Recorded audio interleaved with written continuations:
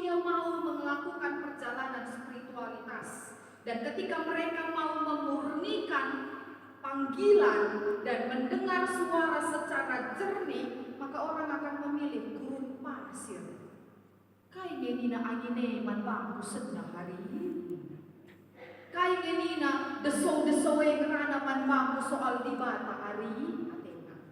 Dan ternyata gurun pasir adalah bahasa simbolik yang menandakan bagi kita orang percaya bahwa dari tempat yang buruk sekalipun akan ada datang pengharapan. Yohanes Pembaptis sebelum dia mengatakan bertobatlah kerajaan Allah sudah dekat, dia mengembara dulu di padang gurun. Erdalani, jenari katakan kalakai, kala adona.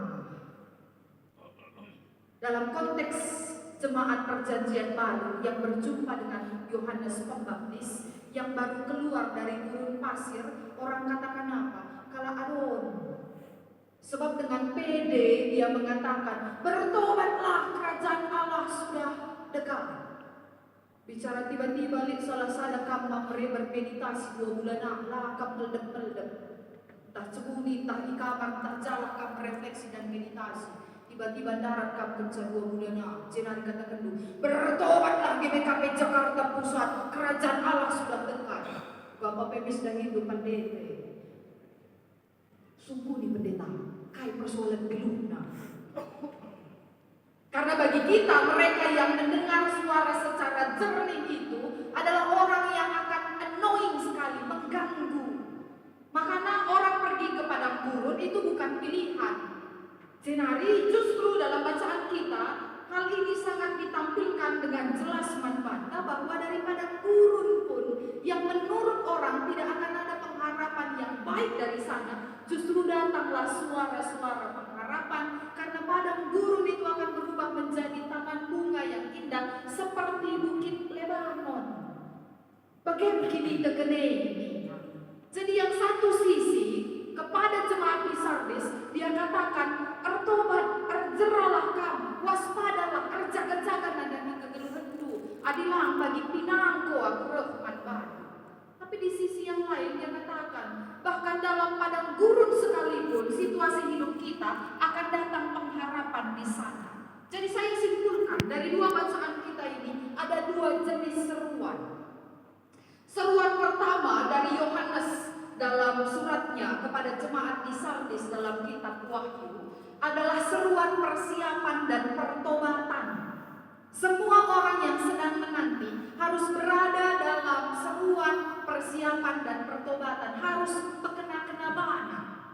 Lalu seruan yang ada di Yesaya adalah seruan pengharapan yang mengatakan bahwa dalam perjalanan hidup ini sekalipun tampaknya kita berada di gurun pasir, silali je pengharapan naik, jenari bebanjir pengharapan si mempuli, sirapna hidup di batang hari. Seberapa banyak orang yang sedang mempersiapkan diri dalam masa penantian ini penuh dengan rasa gundah. Tadi malam seorang pendeta HKBP menjapri saya, teman kuliah dulu. Beliau sekarang di kantor sinode. Lalu dia bilang, Jo, merasa nggak sih dalam penantian ini banyak pilu terhadap Indonesia? Terus aku balas,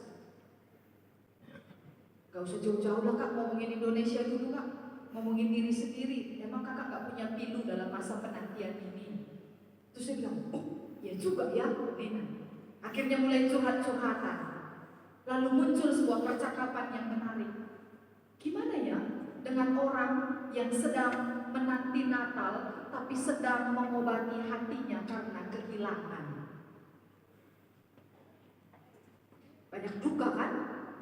Melala kerja kalau si sedang meriah ukurta tapi si tuhuna jeminde tande kundayari, jeminde bapak kundayari, jemindai kade-kade kundaya. Ada perasaan yang seperti itu. Lalu aku bilang sambil bercanda sama dia, wah ini pas banget dengan khotbahku besok kak. Ternyata banyak perasaan jemaat kita berada di padang gurun karena mereka pun kehilangan.